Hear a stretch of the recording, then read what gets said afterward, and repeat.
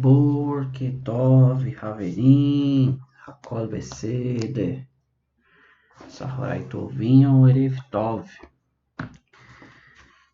Um bom dia, uma boa tarde, uma boa noite, dependendo do horário que você estiver vendo esse vídeo. Hoje nós temos aqui o início de uma nova porção, tá? Uma Parashá Shavua, Parashá da semana, tá?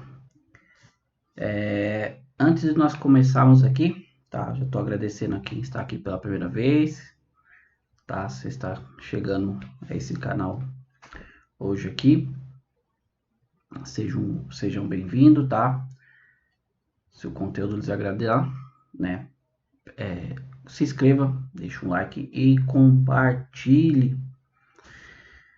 Meus amigos, nós temos aqui, na verdade, né? Nós vamos estar lendo essa paraxá aqui de Vaikarel, né? Que na verdade é reuniu, né? Reunir, tá? Significa reunir. E logo depois nós temos a paraxá de Pekudê, tá? Pekudei, depende da pronúncia, tá bom? Pekudei. E essas duas porções, caso vocês não estejam familiarizadas com elas agora entram na confecção, tá? Do tabernáculo e na confecção ali das roupas do sacerdote, tá? Como eu havia dito para vocês, a Torá ela não está em ordem cronológica, ela não é um livrinho de história, tá? Como eu sempre comento com vocês aqui. Então, o que acontece? Tudo que nós vimos lá na Parashá de Tetzaveh, na Parashá de Terumá, que fala ali toda a confecção do Mishkan, né, do tabernáculo, das roupas, de todas as peças ali do tabernáculo, foi quando Deus estava foi quando Moshe, né, estava com Hakadosh Baruch ali no Monte Sinai, e ali Deus estava passando as instruções para Moshe de como que deveria ser feito o material, né? Tanto que nós vimos várias vezes que Deus fala assim, da maneira que eu lhe mostrei no monte, você farás igual, né? E ali nós contamos que teve uma dificuldade de Moshe fazer, né, a menorá, por mais que ele tinha visto ao tudo, ele teve dificuldade. E ali o Midrash conta, né, que Deus havia falado para ele, não, pega uma peça de ouro, joga e vai batendo que ela vai se formar sozinha, tá? Então nós vemos ali que vamos colocar aqui, aqueles 3 períodos de 40 dias e 40 noites que Moshe passou ali no monte, né? O primeiro que ele passou para receber as primeiras tábuas da lei, o segundo que ele passou ali para pedir perdão pelo povo de Israel pelo pecado do bezerro de ouro, e depois ele passou mais 40 dias e 40 noites para receber, né, para fazer ali, confeccionar a segunda tábua da lei e tudo, e ali Deus passou mais instruções para eles em relação ao povo de Israel, tá? Então foram ali 3 períodos de 40 que somam todos, são 120 dias, né, que Moshe passou na presença de Deus. Então todo aquele conteúdo de Tetzaveh e de Terumá, né, foi Deus ali passando para Moshe, explicando detalhadamente como seria feito, tanto que Deus fala, né, que ele havia escolhido Betzalel e a Aholiva para fazer a Holiav, para fazer tudo o que ele havia mostrado para Moshe ali, tá? A maioria, por que você está dando essa introdução? Por quê? Porque pode parecer que seja repetitivo o que nós vamos ler agora nessas duas últimas paraxá, tá? Mas como eu digo, nada natural, ela é escrita em vão. Tem todo o significado aqui, tá? Eu já separei aqui 2 midrashim para a gente adentrar sobre esse assunto aqui, tá? Eu vou estar lendo com vocês aqui esses midrashim, porque eu acho que ele é muito interessante para nós entendermos o porquê, novamente, do retorno. Agora dessa porção, nós lemos agora como será confeccionado, toda até a parte que Moshe ergue o Mishkan e a Kevod, né, a glória de Deus, ela ainda adentra sobre o Mishkan, o tabernáculo ali, tá bom? Então esses 4 minutinhos aqui, 5 minutinhos de introdução é só para você entender o que nós vamos estar lendo agora, tá bom? Então, sem mais delongas, nós estamos aqui no livro de Êxodo. Vamos começar aqui a partir do capítulo 35, versículo 1. E como eu disse, eu vou fazer a leitura direto, tá? Dos versículos aqui para nós engajarmos no contexto. Aí a gente entra aqui numa drachá, né? Numa explanação sobre o conteúdo. Então vamos lá. Moshe reuniu toda a comunidade dos filhos de Israel e disse: Estas são as palavras que Deus ordenou para fazerem. Por 6 dias trabalho será feito, mas o 7º dia será sagrado por vocês, para vocês, um dia de completo descanso para Hashem. Quem quer que faça trabalho nele será posto à morte. Não acendam fogo em todo lugar onde vocês viverem no dia de Shabat. Moshe disse para toda a comunidade dos filhos de Israel, dizendo: Esta é a palavra que Deus ordenou a dizer. Coleta entre vocês uma contribuição oferecida a Deus. Toda pessoa cujo coração inspira a generosidade trará qualquer uma das contribuições a Deus. Ouro, prata, cobre, lã, turquesa, púrpura, carmesim, linho fino, pelo de cabra, pele de carneiro, tingido de vermelho, couro de tarraxe, que é um animal que ele era muito multicolorido, né? E madeira de acácia, azeite para iluminar as especiarias, para o óleo de unção, para o incenso, pedras chorram e pedras preciosas que preenchem para o avental e o peitoral. Todo indivíduo sábio de coração entre vocês deve vir e fazer tudo o que Deus ordenou. O tabernáculo, seu teto, sua cobertura, seus colchetes, suas vigas, suas barras, seus pilares, suas bases, a arcas e suas barras de transporte, a tampa da arca, divisória, a cortina de cobertura, a mesa junto com suas barras de transporte, todos os utensílios e os pães multifacetados. A menorá para iluminar junto com seus utensílios, lamparinas, azeite, iluminação, o altar do incenso, suas barras de transporte, o óleo da unção, o incenso de especiarias, a cortina para a entrada do tabernáculo, o altar do sacrifício, sua grade de cobre, suas barras de transporte, todos os seus utensílios, o lavatório, sua base, as cortinas para o pátio, seus pilares e base.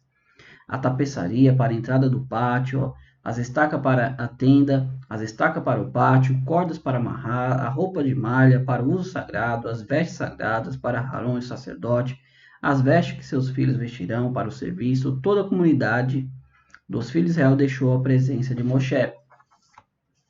Então, meus amigos, como vocês viram aqui comigo, toda essa leitura que nós fazemos, né, como diz aqui o texto, né, vai Kahel Moshe et kol Adati Bnei Israel vai Omer Elohem, né? Eler. Aí aqui nós vemos que Moshe, né? Ele reuniu todo, né? Toda a comunidade, né? Dos filhos Bnei Israel, né? Ou seja, ele reuniu toda a comunidade de Israel, todo o povo judeu ali, e começou a falar sobre o que eles teriam que fazer, né? Como eu disse para vocês aqui na introdução. Então ele reuniu, vai ter que fazer isso e isso aqui, tá? Aí lá em Tetzaveh Terumah, ele explica como que tem que ser feito, né?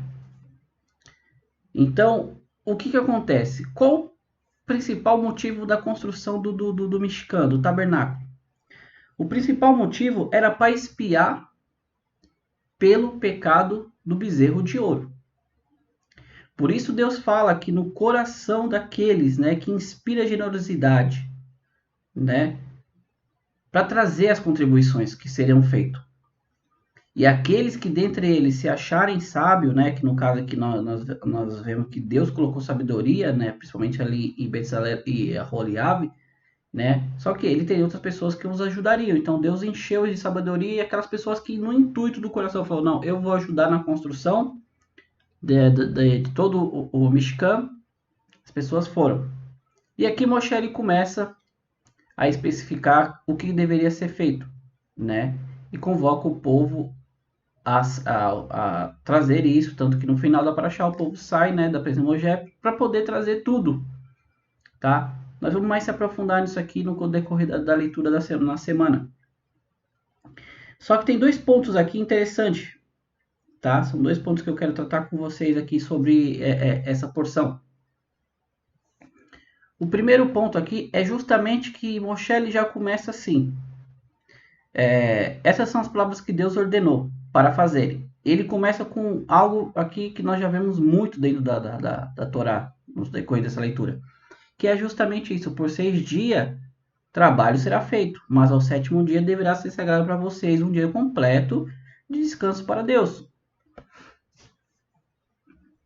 Aí você para e analisa novamente. Eu já havia falado com vocês nas paraxás anteriores sobre essa questão do Shabat, ele preceder sobre o Mishkan, tá? O Shabat, ele tem precedência sobre praticamente tudo, tá? Na verdade, se você parar para analisar, o Mishkan era algo sagrado. Era algo totalmente confeccionado com o que tinha de melhor, né? Não só ouro, como a prata e o bronze, tá? Mas ele era construído ali, que na verdade ele seria a casa, né, temporária de Deus no meio do povo no deserto. Então, tinha toda a questão do Santos e do Santos dos Santos, né? Do Kadosh e o Kadosh Kadoshim, onde habitava ali a arca e a presença de Hakadosh Baruch Hu, da onde se falava sobre a tampa da arca e falava-se com Moshe. Então, era algo sagrado. A construção do Mishkan, do tabernáculo, era algo sagrado. Só que mesmo assim não procedia o Shabat. Por isso que Deus fala para Moshe e Moshe fala para o povo: olha, toda a obra do Mishkan, ela não procederá, né? Ela não procederá no Shabat. Ela não pode proceder no sábado. O sábado é um dia de descanso. O sábado está acima de qualquer coisa, tá? E tem mais um detalhe aqui que os nossos sábios falam, até Rashi ele comenta, que é a questão: não acendam fogo em todo lugar onde vocês viverem no dia de Shabat, né? Aqui as pessoas poderiam questionar, tá, o Shabat ali era em Israel. Não, Deus fala assim, ó: não acendam fogo em todo lugar onde vocês viverem no dia de Shabat. Aqui eu acho interessante, tá? Aqui, como eu falo, a Torá ela tem que ser estudada e você nunca para analisar diretamente o texto. Então você chega aqui, não é para acender fogo, beleza? Em todo lugar onde eles viverem. Só que você não para entender que a Torá ela foi dada a Moshe há mais de 3.000 anos lá no monte, no Har Sinai. E por que Deus usa essa linguagem onde vocês viverem? Porque Deus já sabia de toda a história do povo judeu, né? Que hoje boa parte deles estão em Jerusalém, mas a maioria ainda continua espalhada no mundo, tá? Então o que acontece? Ou seja, Deus já estava falando para ele: não importa onde vocês estiverem, em que país vocês estiverem, em que continente vocês estiverem, o Shabat ele tem que ser guardado. Ou seja, um livro que ele já fala de um futuro. Nós vamos ver isso quando chegar em Deuteronômio muito mais profundo, que Deus já vai dar um alerta muito grande sobre coisas que estão acontecendo hoje, que talvez nós não paramos para perceber, né? Em Deuteronômio nós vamos fechar bem isso aqui, tá? Nós vamos deixar bem claro que toda essa história aqui era a prefiguração de algo que está acontecendo hoje, mas você não presta atenção, tá? Nós não costumamos não prestar atenção sobre isso, sobre um alerta de Deus, mas nós vamos chegar lá, tá? É um longo caminho, assim como eu disse que não é uma criança, ela adentra para aprender, ela entra ali no pré, ela vai no primário, ela aprende o A, B, C, D, E, depois ela sai juntando ali as vogais juntamente com as consoantes, vai formando as palavras, e isso vai decorrendo no dia da vida dela, ela vai aprendendo e vai tendo outras ciências ali no meio para aprender. A mesma coisa aqui na Torá. Por isso que Deus fala para Yehoshua, né, no livro de Josué: medita nela de noite. Então, muitas pessoas ela têm o costume, no decorrer de toda a vida dela, simplesmente pegar a Bíblia, fazer uma leitura supérflua por cima assim, e simplesmente deixar, tá? Não se aprofundar no contexto, o que é isso? Por que disso? Não se questiona, tá? Então, o que acontece aqui?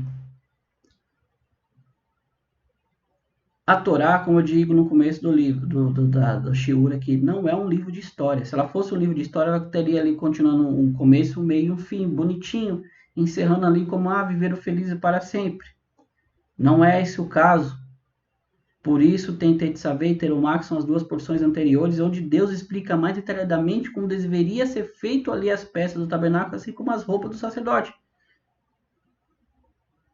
Ela tem detalhes Ela detalha esse período, detalha a época, detalha a genealogia, para não achar que isso aqui é um livrinho de história, tá?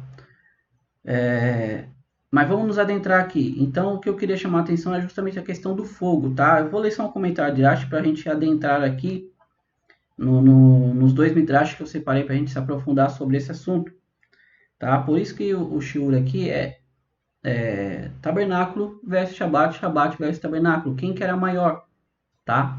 E já dizendo logo de cara que o Shabat ele era maior, tá bom? Rashi ele fala assim, ó, não acendam fogo, né?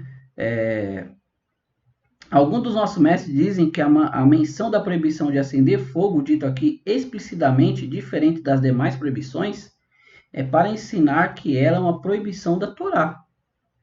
Ou seja, é um lave distinto dos outros trabalhos proibidos no dia de Shabat, cujo rigor é maior. Esta opinião está de acordo com Rabi Yossi, que opina que não há pena de carete por acender fogo, pois se trata apenas de um preceito proibitivo. Outros sábios dizem, por uma parte saiu para mostrar que a transgressão do Shabat ocorre mesmo quando uma só parte, ou seja, só um dos trabalhos é transgredido. Esta é a opinião de Rabi Natan. Tá? Rabi Natan, segundo o qual não se deve pensar que a pessoa só será punida por carete, né, que é morte espiritual, se ela realizar todos os trabalhos proibidos no Shabat. Porque aqui a Torá diz que a pessoa será punida com carete mesmo se executar um dos trabalhos proibidos. Assim como a Torá proibia acender fogo no Shabat, esse princípio também vale para a transgressão para um dos 39 trabalhos proibidos no Shabat. Então tem essa divergência aqui entre esses dois raves sobre a questão se acender um fogo no Shabat, ele é carete de morte já, ou o outro sim e o outro não, tá? Que são opiniões de dois sábios, sabe? Mas o que eu quero focar aqui é que ela é uma proibição da Torá, tá? Ela não é de Rabanan, ela é de Oraita, ou seja, da própria Torá. Então essa questão de acender o fogo dentro onde eles estiverem é aquela questão, você não pode criar o fogo dentro de casa, tá? Eu não vou adentrar aqui, meus amigos, né, nessa questão das 39 proibições, tá? Tem um midrash enorme aqui que explica um por um. Pega a referência aqui do trabalho mexicano para poder referir aos 39 do trabalho proibido, tá? Só que esse aqui seria mais uma aula só sobre isso, falar assim, as 39 proibições do Shabat e explicar uma por uma ali, que daria ali quase, acho que uma hora se a gente for parar para fazer isso aí, tá? Mas eu já falei, existe 39 proibições no Shabat, tá? Incluído delas é uma Torá Jadá, que é a questão de acender fogo no Shabat. Você não pode acender fogo no sábado, tá? Isso vai ficar por um outro shiurim, essas 39 proibições, até porque eu tenho assim, que o meu público-alvo aqui, que está tendo comigo, eles não têm essa obrigação, tá? Deus deu para o povo judeu essas 39 proibições, você não tem essa proibição, tá? Então, é um assunto específico de apenas de cunho de instrução, ou seja, só para você entender o porquê. Porque você realmente não precisa fazer isso. É óbvio que dentro dessas 39 proibições existem as ramificações, então você acaba dando muito mais. Não são 39, as 39 proibições, elas seriam, na verdade, só as categorias, tá? Porque categorias tem ali as subcategorias e por ali vai. Então, você vê que é um assunto muito extenso, tá bom? Mas voltando aqui, eu tenho dois midrash aqui para nós lermos, por quê? Para poder, como é que eu posso dizer? Para ficar melhor entendível sobre essa questão, tá? Eu vou ler com vocês aqui e a gente conversa em cima deles, tá? O primeiro que eu tenho aqui separado é justamente para falar sobre por que Deus exorta o povo justamente a observar os preceitos do Shabat antes de instruí-los acerca da construção do Mishkan. Tá? Eu vou ler com vocês aqui, aí nós nos aprofundamos sobre esse Midrashim. O Midrash ele diz assim: um rei planejava construir construir um novo palácio. Convocou os melhores arquitetos, confabulando por horas a fio, deu-lhes instruções detalhadas sobre como planejar e a esplendorosa, né, construção que tinha em mente. Aposentos, espaço, tetos, a abóboda, os portais na entrada e o luxuoso interior. A rainha notou com desgosto que ele pensava no palácio dia e noite durante uma das sessões com os arquitetos. Ela irrompeu no escritório e queixou-se. estas estão envolvidas com teus planos, estás tão envolvido com teus planos que já não me dedicas um pensamento. Sequer, né, um pensamento sequer. O rei reconheceu que o argumento era verdadeiro. Imediatamente ordenou que no dia seguinte se fizesse uma festa em honra à rainha. Então nós entendemos aqui, qual que é a moral da história aqui em relação à questão do Shabat, né, ser precedido aqui a questão do tabernáculo. Por que Moshe avisou antes, né? O Shabat queixou-se a Hashem, o Midrash continua. Tu me santificaste durante os 6 dias da criação, eu precedi, agora os judeus estão propensos a me profanar por causa do grande amor pelo Mishkan, né, pelo tabernáculo, que estão erguendo a ti.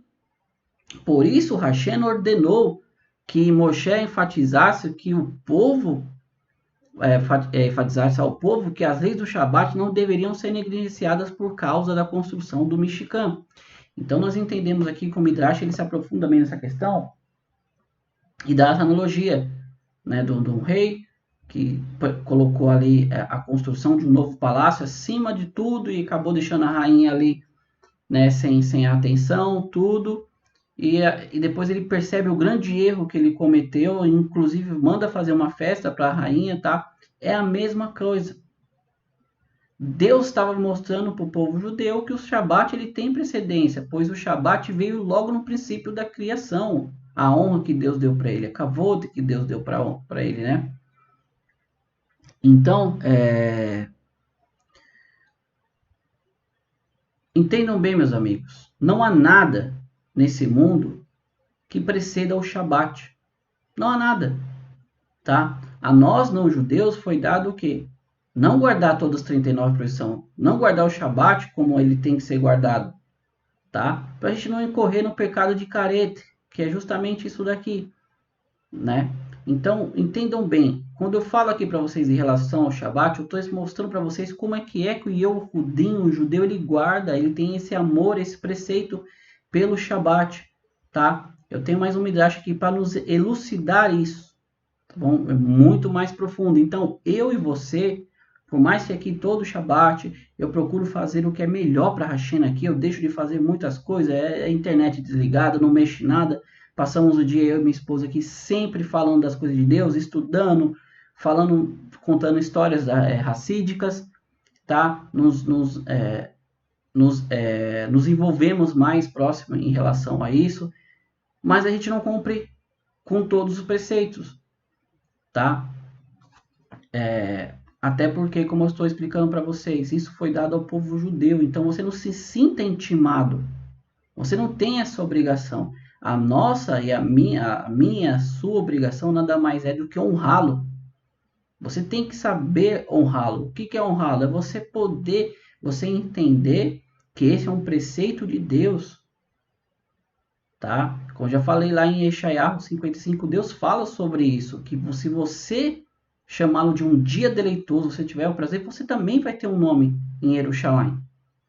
Tá? Então isso aqui é um assunto muito profundo. Só sobre Shabat a gente tem que fazer um shiur completo aqui, só para a gente entender as 39 proibições, aonde eu e você nos encaixamos nisso, tá? Mas eu falo para você e convoco você, pelo menos respeite, tenha ideia do que é o Shabat, não desdenhe do Shabat. Você não tem ideia do quão santo é esse dia de ontem que se passou.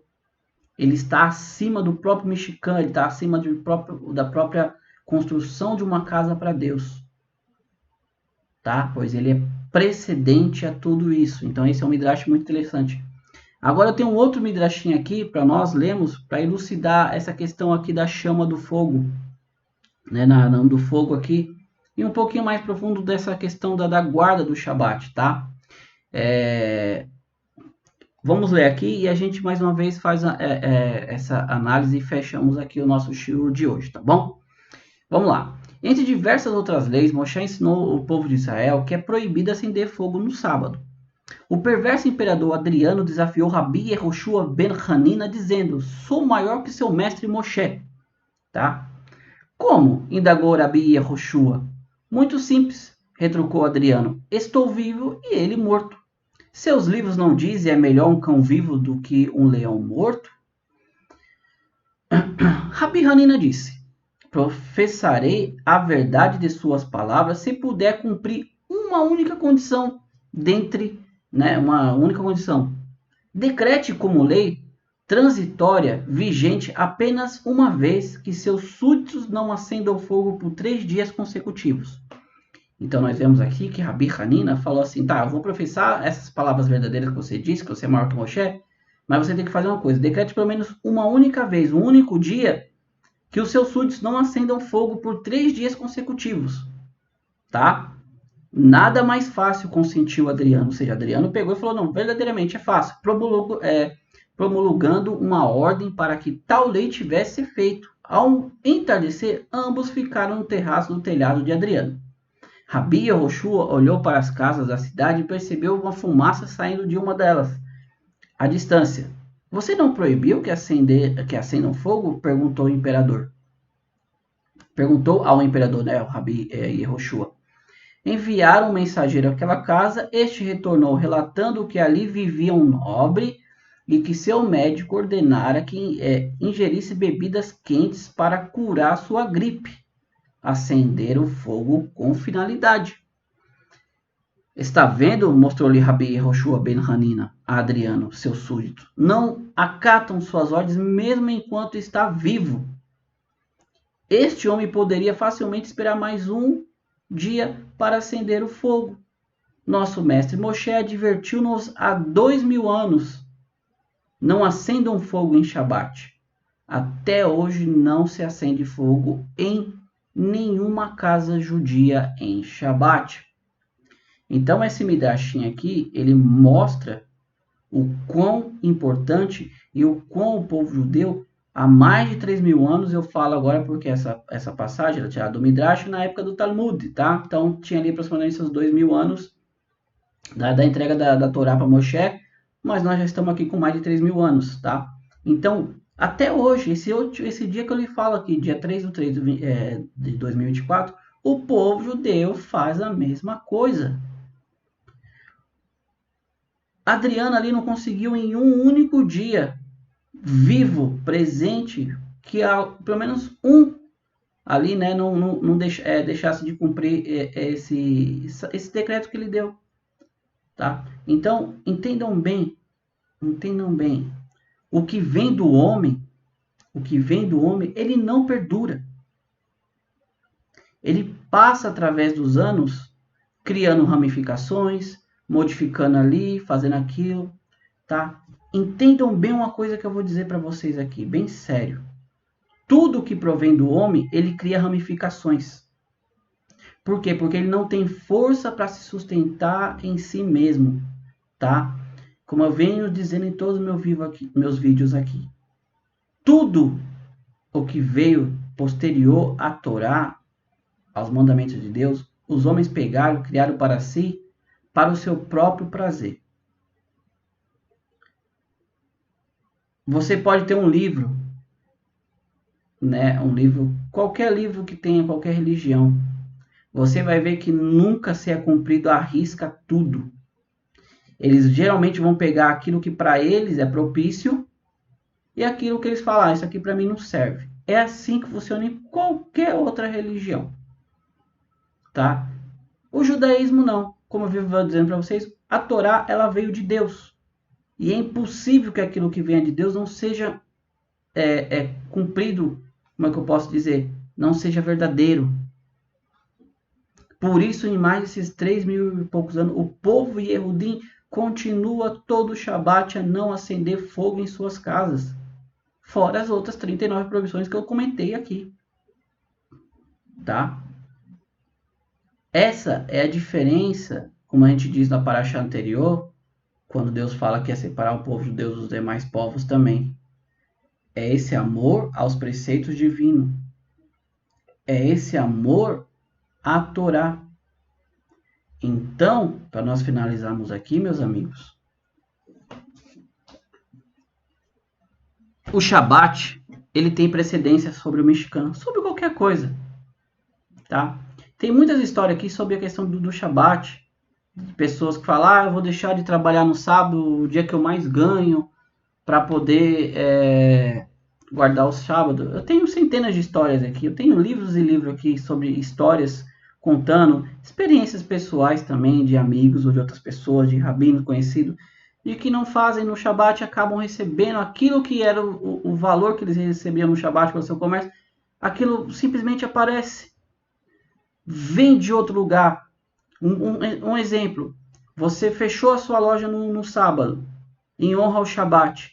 Aí você fala, eu vou perder mais ou menos tanto isso em venda. Quando chega na segunda, isso aqui no Brasil, tá? Porque em Jerusalém, domingo é um dia normal, tá? Então chega aqui na segunda, aquele valor que você receberia mais o valor da venda da segunda, ele vem na segunda-feira. Eu tenho testemunho, eu conheço pessoas, centenas de histórias sobre isso. Então, toda a honra, sabe, que você dá ao Shabat é em cima disso, tá? Ele precede até a construção de um templo sagrado, tá? Só para nós encerrarmos aqui, não esqueça que no Shabat, na sexta-feira, véspera de Shabat, Deus enviava uma porção dupla do maná, mostrando que o sustento não vem do seu ou meu, da minha força, da minha capacidade, do meu intelecto, da minha superioridade, não. Ele vem de Hashem. A parnassá, o sustento, ela vem de Deus, tá? Então é isso que eu vou trazer para vocês aqui sobre a questão de tabernáculo versus Shabat. O Shabat ele é maior para tudo na nossa vida, tá bom? Amigos, quero agradecer a todos que ficaram aqui comigo até esse período. Se você é novo e ficou aqui, gostou do assunto, mais uma vez se inscreva, deixe um like, compartilhe, né, para demais pessoas. E mais uma vez, um ótimo domingo para vocês, tá? Amanhã nós estamos com a segunda parte aqui e eu venho trazendo mais, nos aprofundando mais sobre esse assunto, tá bom? Mais uma vez, Todarabá, Lehitraot, fiquem com Deus, tá? Se o Mashiach vier hoje, nos encontramos com ele lá em Jerusalém, que seja hoje. Se não, amanhã estaremos aqui de novo, tá bom? Tchau, tchau, fiquem com Deus, um ótimo domingo, tchau, tchau.